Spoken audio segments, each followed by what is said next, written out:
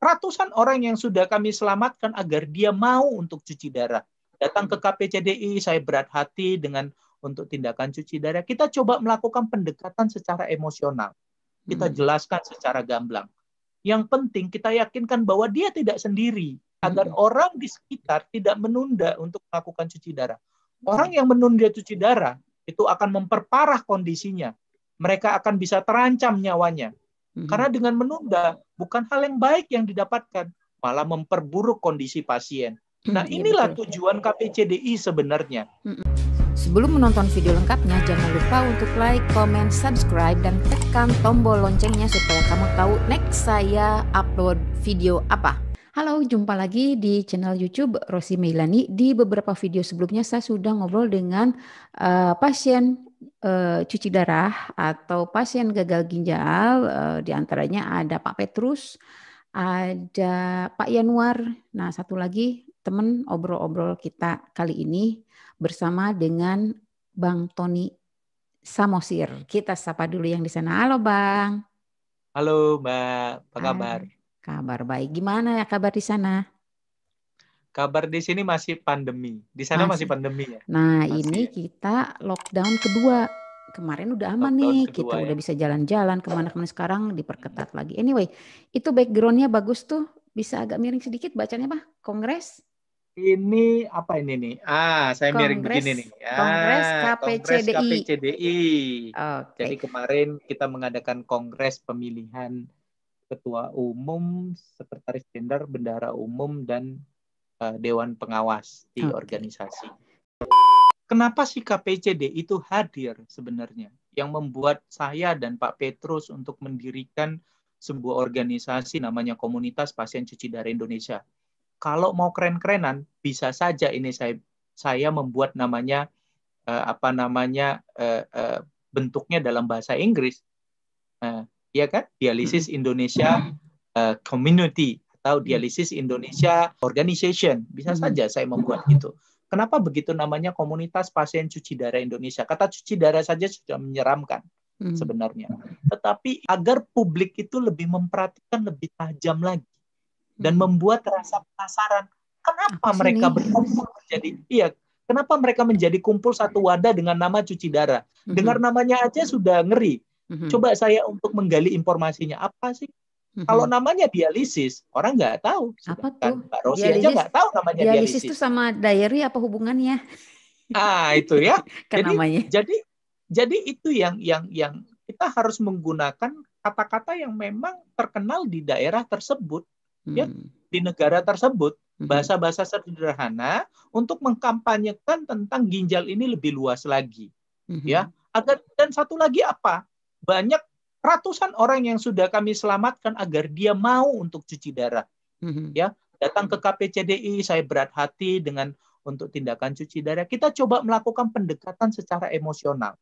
Kita jelaskan secara gamblang. Yang penting kita yakinkan bahwa dia tidak sendiri. Kami pernah menjalani hal yang demikian. Ya, bagaimana proses mulai step by step meyakinkan orang, menemukan mereka dengan dokter-dokter yang tepat, yang komunikatif, ya, yang bisa memberikan, memang solusinya cuma satu, cuci darah, tapi bisa meyakinkan agar si pasien tersebut bisa menyerahkan tubuhnya kepada dokter tersebut, gitu. Ya, bagaimana dia agar tetap hidup. Nah, inilah tujuan KPCDI sebenarnya, agar orang di sekitar tidak menunda untuk melakukan cuci darah. Orang yang menunda cuci darah itu akan memperparah kondisinya. Mereka akan bisa terancam nyawanya. Karena dengan menunda bukan hal yang baik yang didapatkan, malah memperburuk kondisi pasien. Ya, kalau pasiennya hidup sendiri, kalau dia punya anak, punya keluarga dan segala macam, tentu ini akan menjadi beban psikologis sendiri bagi keluarganya. Seperti itu yang kami ingin kampanyekan untuk keluar. Itu selain orang-orang tetap hidup dengan sehat, dengan gaya dan pola hidup yang sehat. Seperti itu Mbak Rosi. Saya salut banget sama Bang Tony, sama Pak Petrus. Udah mah sakit ya Pak Petrus khususnya gitu yang masih cuci darah, masih concern, masih peduli kepada orang-orang untuk mengedukasi. Jadi benefitnya apa untuk Bang Tony? Benefitnya adalah amal ya. Sedikit munafik memang. Kalau ditanya secara realistis, ketika seorang Tony Samosir itu sudah melakukan transplant, ini namanya saja sebenarnya komunitas. Kita tuh lebih tinggi daripada yayasan. Kita tuh bentuk perkumpulan, organisasi, ya kan? Kalau yayasan itu kan eksklusif, ya. Kalau kita organisasi ini lebih luas, dari pasien untuk pasien, dia lebih egaliter suaranya, karena suara dari bawah itu bisa tersampaikan. Kalau yayasan begitu-begitu aja, eksklusif sifatnya. Karena kalau kita ini sampai dengan ke tingkat unit cuci darah, ya. Jadi kenapa sih? Kalau ditanya capek-capek kembali, amat gitu Bang, ngapain sih Bang capek-capek amat ngurusin orang gitulah intinya. iya. Kenapa sebenarnya saya sudah melakukan transplantasi ginjal, ya. Seharusnya saya sudah bisa bekerja dan memenuhi kebutuhan hidup keluarga, ya kan? Yang dulu hilang 10 tahun dulu saya kehilangan kan, 7 tahun dulu saya kehilangan masa-masa seharusnya saya bisa bersekolah lebih tinggi lagi, ya kan? Mengejar karir yang lebih luar biasa atau jalan-jalan ke luar negeri, begitu kan? Ya kan? Tetapi ketika saya sudah sehat sekarang, saya malah mengabdikan diri saya kepada mereka yang sakit, gitu. Salah satunya adalah ini semata-mata hanya untuk amal saya. Jadi ini proyek amal ya? Proyek amal begitu. Jadi begini, saya sudah bernazar kepada Tuhan ketika saya sehat nanti, ya, saya akan membantu teman-teman saya yang mengalami sakit ginjal dan mengkampanyekan tentang kesehatan ginjal lebih luas lagi. Oke, mengkampanyekan kesehatan ginjal. Nah, lebih luas lagi kepada publik. Lebih luas. Jadi apa yang sudah dilakukan oleh komunitas pasien cuci darah Indonesia ini? Kita sudah melakukan banyak, ya. Kita melakukan banyak edukasi di orang, baik itu untuk orang sehat maupun untuk orang yang pasien yang sakit. Oh ya, saya pernah ngelihat juga, maaf dipotong Bang, pernah ngelihat mengedukasi anak-anak sekolah ya? Ya, mengedukasi anak-anak sekolah. Hmm. Jadi kita ingin mengedukasi dari tingkat yang anak-anak yang remaja. Ini bagaimana menjaga pola hidup mereka lebih sehat lagi, mengenalkan apa itu fungsi ginjal. Orang nggak tahu kenapa saya bisa buang air kecil itu kan karena semua kerja ginjal ya. Kerja ginjal ini luar biasa sebenarnya. Nefronnya ada berjuta-juta nefron yang ada di dalamnya untuk menyaring. Bayangkan ya, tanpa ginjal, apa yang kita minum, apa yang kita makan, kita sudah tidak bisa lagi buang air kecil. Ya kan? Orang dengan gagal ginjal nggak bisa buang air kecil mereka. Buang air kecilnya dari mana ya? Dari mesin cuci darah itu. Itu kenapa pertumbuhan pasien gagal ginjal di Indonesia itu sekitar 200.000 orang kan? Di Indonesia. Dan tiap tahun bertambah jumlahnya. Karena kurangnya edukasi, karena kurang kepengetahuannya? Jelas. Dan ini tugas pemerintah sebenarnya. Untuk memberikan iklan-iklan tentang edukasi kesehatan. Tapi di komunitas KPCDI ini sudah diwakilin juga. Ya seperti kayak gini aja kita ngobrol-ngobrol, yang nonton kan jadi aware. Oh gitu ya.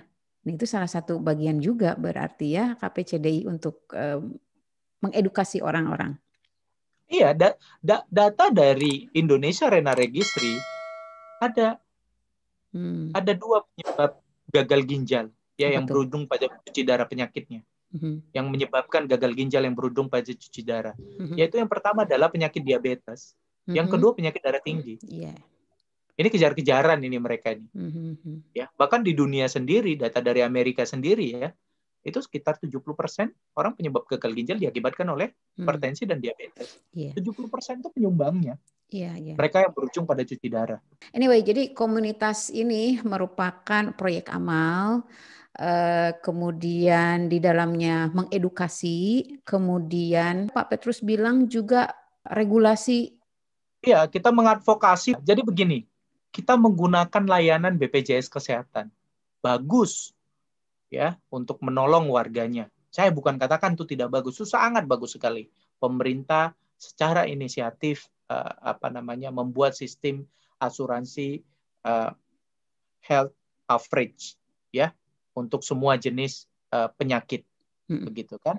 Nah, universal health coverage ya. Jadi ketika pasien mengalami diskriminasi, ini kan banyak ya diskriminasi di rumah sakit, ada pasien yang nggak mampu, tiba-tiba asuransinya BPJS kesehatan mereka tidak aktif gitu. Kemana mereka mau mengadu?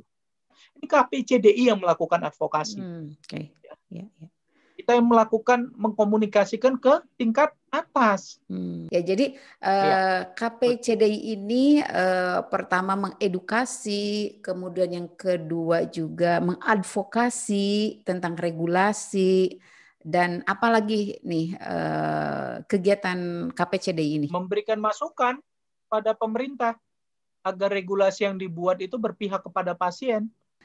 Sekarang KPCDI ini berarti orang-orang yang di dalam komunitas ini sudah paham dong tentang regulasi, kalau mau keluhan kemana, atau mungkin sekedar tanya-tanya masalah teknis atau medis dan sebagainya. Sudah aktif ya anggota-anggotanya? Tentu, kami itu terus memberikan memberikan informasi, penyuluhan-penyuluhan, training kepada setiap anggota tentang regulasi apa aja terkait dengan penyakit ginjal. Itu dalam media apa? Dalam media apa, Bang? Kita bisa melalui Zoom. Kalau tidak ada Zoom ini kita mengadakan pertemuan-pertemuan ya, berdiskusi intens. Di grup-grup juga kita berdiskusi intens. Bang, saya rumah sakitnya saya tidak dapat obat namanya hormon eritropoietin. Apakah itu dijamin oleh BPJS Kesehatan? Wah, jamin. Ini regulasinya. Mengacu pada regulasi ini aja. Oke, maksud saya ini kalau kumpul rutin itu ada grup WhatsApp atau grup Facebook, grup apa untuk saling tuk-tek tanpa harus janjian kita ada Zoom hari apa, tanggal berapa. Selama ini ada wadah apa nih yang, kan ada yang di Jakarta, di Bandung, dan di beberapa. Gimana teknis untuk saling share atau berbagi informasi atau dan lain sebagainya? Caranya? Jadi organisasi ini selain ada pengurus pusat, ada pengurus wilayah, ada pengurus cabang, ada pengurus unit HD. Jadi setiap cabang itu memang tidak berdasarkan administrasi provinsi yang ditentukan oleh pemerintah kami buat. Kami menentukan sendiri karena kami berdasarkan unit cuci darah atau rumah sakit yang tersebar di seluruh Indonesia.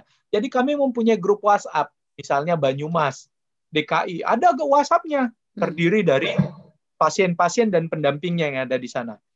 Di sana akan aktif melakukan edukasi, akan aktif melakukan tentang apa yang menjadi hak pasien, apa yang menjadi kewajiban pasien. Di sana akan saling tukar informasi. Nah, setiap cabang-cabang ini sampai ke tingkat unit cuci darah itu tersebar seluruhnya. Jadi mereka akan melakukan diskusi di sana. Nah, selain itu pengurus-pengurus cabang akan terpusat juga. Ya. Jadi apa saja informasi yang tidak dapat di unit cuci darah atau di cabangnya akan disampaikan melalui pusat. Kamilah yang akan mengolah data dan memberikan informasi yang benar lalu sampailah kepada pasien. Jadi dipastikan orang yang tergabung di KPCDI itu pasti mengandalkan WhatsApp group, ya, Telegram group seperti itu untuk membagi informasi secara detail yang paripurna kepada anggotanya seperti itu. Nah, jadi kalau yang baru nonton video ini kemudian baru baru ada nih yang begini. Jadi untuk family atau yang orang yang terindikasi sakit gagal ginjal bisa langsung kepoin aja websitenya KPCDI gitu ya, atau Facebooknya KPCDI ya, Bang. Nanti muncul itu banyak, atau di Google KPCDI muncul banyak. Termasuk nama Tony Samosir ini terkenal. Dan anyway belum memperkenalkan diri. Jadi Bang Tony ini baru diangkat kemarin sebagai ketua KPCDI. Ketua umumnya KPCDI kembali menjabat, dipercaya oleh teman-teman. Jadi udah 2 periode ya jadi ketua umum KPCDI. Udah 2 periode. Susah sekali kita untuk kaderisasi nih, apalagi pasien ya. Mencari pasien yang yang bukan hanya pikirannya oke, tapi kadang kesehatannya nggak oke. Iya, itu karena cuci mencari darah yang sejalan kan? Itu kesehatan oke dengan pikiran oke itu susah. karena Bang Tony ini sudah terlepas dari HD atau cuci darah karena udah cangkok, jadi lebih fit lah ya, anytime selalu ada waktu gitu ya Bang kali ya. Iya, karena saya sudah fit, berpikir juga sudah kembali normal ya. Kalau Pak Sekjen, Pak Petrus itu kan habis cuci darah dia udah nggak bisa mikir lagi. Mau Lemas. ditanya juga dia langsung matikan HP, menunggu kembali kondisi fisiknya seperti semula, Iya. baru dia melayani. Iya. Begitu. Kalau saya kan mau jam 1 pagi juga saya layanin untuk Berarti berdiskusi. penyakit workaholic kayak dulu nanti jangan-jangan awas terulang Bang. Nah, itu sudah dipertimbangkan lah. Jadi karena ini workaholic-nya paling di rumah kan, capek iya, tinggal sudah. tidur.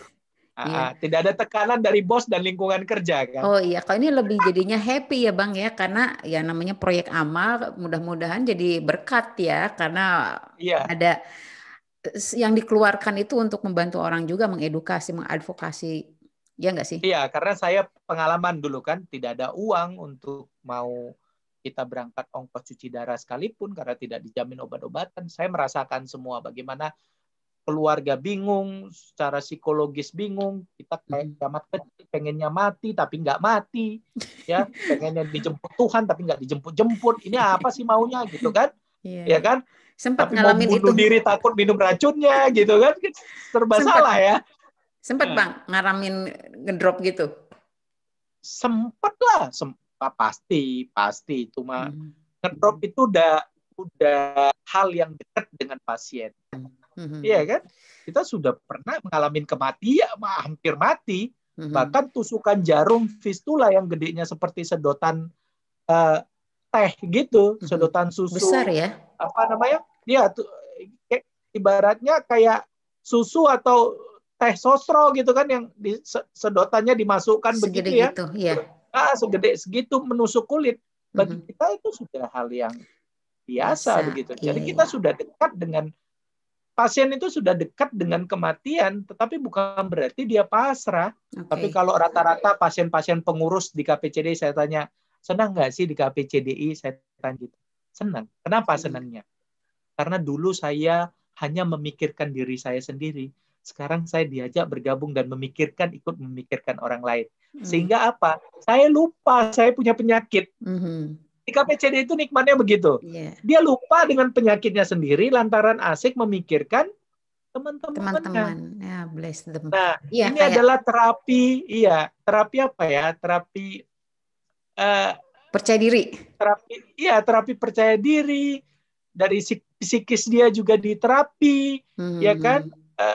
Dan banyak ya. Jadi saling organisasi menguatkan, ya. ini yang dibentuk adalah ini memberikan dampak positif kok untuk pasien. Ya makanya komunitas ya Bang. Jadi komunitas itu dari warganya untuk warganya, kayak Pak Petrus kemarin bilang kalau yayasan itu lebih ada gap antara pengurus yayasan sama yang di bawah. Kalau komunitas itu ya saling memberi, namanya juga komunitas ya. Community bersatu. Jadi ya dari pasien dan anggota diajak terlibat. Kemarin ngobrol-ngobrol juga sama Bu Isya, jadi suka ada yang nanya tuh, jadi saling menyemangati ya gitu Bang. Saya kenal itu Pak Yanuar. 2010 saya samping-sampingan bed saya. Pak Yanuar tuh orangnya sabar ya, kalem dia. Dan dia terus berjuang tuh pejuang-pejuang sejati sih seperti itu. Jadi saling menguatkan ya Bang. Bahwa orang aktif berorganisasi dan turut berpartisipasi. Saya melihat sih dari data saya sendiri ya, kok umur mereka ini panjang-panjang sih gitu. Justru orang yang introvert, ya menutup diri, memikirkan diri sendiri, akhirnya muncul ketakutan. Karena dulu saya itu mengidap penyakit psychosomatic disorder. Apa tuh? Sebenarnya itu gangguan kejiwaan, gangguan cemas. Itu sama, saya sama Pak Petrus itu sama. Kami dulu jadi diresepin dokter itu obat penenang golongan 3 ya, termasuk yang dilarang oleh BNN. Nanti kalau kayak pipis, Aprazolam gitu. Itu kalau kalau pakai itu terus ada razia tes urin bisa positif itu. Bisa positif. Bisa nah, masuk ini kami jadi bahan leluconan dulu begini kan.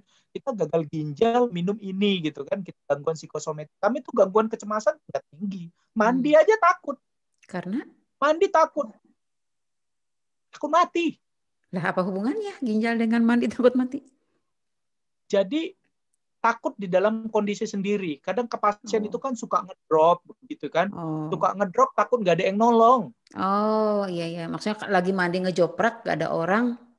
Nggak ada orang lewat gitu. Takut di lift. Itu ada aja takut di lift. Sering nangis tiba-tiba. Itu saya dan Pak Petrus itu hampir sama. Terus takut di rumah sendiri. Ya. Pokoknya takut, kecemasan itu timbul. Jadi biasanya psikosomatik ini yang dialamin biasanya orang-orang yang mengetahui banyak tentang informasi. Oh, semakin banyak informasi semakin resah. Semakin resah, semakin dia takut. Nah, saya sampai berobat dulu ya. Saya sampai minum kalau ada razia kan tuh kita leluconan, disuruh pipis kita sama BNN kita nggak bisa pipis gimana ya? Nggak bisa pipis dalam arti karena untuk penderita gagal ginjal itu udah nggak pipis ya? Jarang pipis? Iya. Jarang pipis atau nggak bisa pipis? Nggak bisa pipis. Mau suruh pipis gimana orang nggak bisa? Nggak ada airnya? Nggak ada airnya. Ginjalnya kering? Karena ginjalnya kering. Iya. Terus gimana gitu? Padahal kita ketangkep obat itu. Ini jadi bahan leluconan. Iya. Gitu. Habislah kita mungkin dianggap main-main. Gitu kan? Nah ini mungkin ini menjadi perhatian juga buat negara ya. Agar ada pasien yang kadang menggunakan obat tersebut. Gitu kan? Karena dia mengalami kondisi gangguan kecemasan kayak psychosomatic disorder. Ya, kadang kecemasan itu muncul ke saya. Itu saya terapi sampai 3 bulan dulu. Obat itu, tapi obat itu nggak menyelesaikan masalah. Akhirnya saya putuskan untuk meninggalkan itu. Tapi sekarang jauh lebih tenang ya? Jauh lebih tenang walaupun muncul kadang-kala. Mungkin support family juga kalau penyakit gini harus dekat dengan family ya. Kalau ada apa-apa, ada yang look after, ada yang ngurus, enggaknya ada teman curhat atau gimana Bang? Iya, harus ada support teman system. Curhat, tapi harus dipikirin secara logical thing juga ya. Kita bawa semuanya baik-baik aja. Itu harus ditanamkan baik-baik. Semuanya baik-baik aja. Kamu nggak akan mati seperti konyol seperti ini yang kamu pikirkan. Itu terlalu berlebihan. Nggak kok. Aman, tenang. Aman. Oke. Ya kan? Karena banyak juga pasien cuci darah seperti Pak Yanuar sampai 24 tahun ya, 1/4 abad itu cuci darah dan it's fine. Baik-baik saja. Fine, baik-baik aja. Walaupun banyak mengalami keluhan, pasti mengalami keluhan gangguan fisik biasanya. Ya, kalau kata tapi Bu dia lebih tenang, jiwanya itu lebih tenang biasanya mereka. Yang sudah 20, yang sudah di atas 10 itu jiwanya lebih tenang untuk menghadapi segala macam masalah ya kritis. Itu yang khawatir tuh usia krusial pasien gagal ginjal itu biasanya di awal-awal tahun ke bawah gitu ya. Makanya gunanya komunitas ini untuk saling support. Jangan lupa untuk like, comment, subscribe, dan tekan tombol loncengnya karena saya mau obrol-obrol lagi dengan teman-teman superb yang mempunyai cerita yang inspiratif dan bermanfaat juga menarik. Kita udah ngomong panjang lebar tentang KPCDI, padahal tadinya aku mau ngulik lagi tentang Bang Tony soal sakitnya dan transfernya itu. Transfer apa namanya? Kok transfer? Transplantasi. Jadi mau ngomongin itu tapi udah kepanjangan. Ya nggak apa-apa. Masih kita lanjut. Diskusi. Kita lanjut ya. Oke. Iya. Bang, sebelum ditutup nih ada closing statement apa nih yang mau disampaikan untuk pemirsa channel YouTube Rosi Meilani. Silakan Bang. Baik, terima kasih Mbak Rosi. Jadi saya ingin berpesan bahwa hargainlah ginjal kita, sayanginlah ginjal kita, tetaplah menjaga pola hidup, ya, tetaplah menjaga pola kesehatan dengan baik, dengan sebaik-baiknya. Hindarin makanan-makanan yang mungkin yang dapat merusak ginjal, ya, dan sadarinlah kepada pasien bahwa Anda tidak sendiri menjalani terapi cuci darah. Jangan pernah menunda untuk cuci darah agar Anda bisa tetap hidup. Itu saja dari saya. Semoga berbahagia semuanya. Semoga obrolan ini bisa membawa manfaat buat pemirsa channel YouTube Rosi Meilani. Bye. Assalamualaikum. Waalaikumsalam. Bye. Tapi saya bangun, saya cekukan. Ya ampun, berarti itu cekukan lebih dari 5 hari dong. Iya, lalu tiba-tiba datang rombongan dokter dan ada kebetulan profnya di sana. Saat itu saya dicolek langsung karena datang, gimana udah ada donornya. Saya terkejut, donor apa ini? Kamu mengalami gagal ginjal. Lah, situ saya stress out.